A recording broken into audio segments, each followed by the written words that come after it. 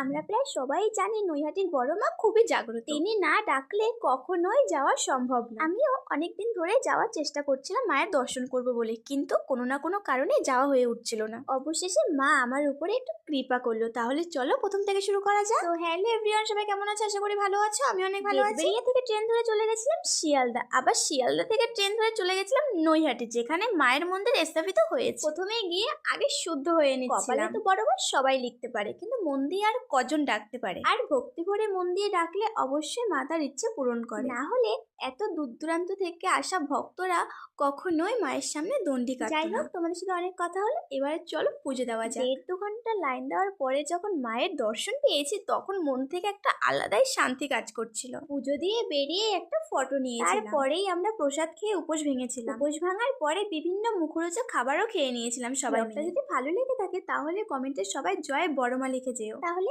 আজকের মতন আসলাম, সবাই ভালো থেকো, সুস্থ থাকো, দেখা হবে পরবর্তী কোনো ব্লগ নিয়ে।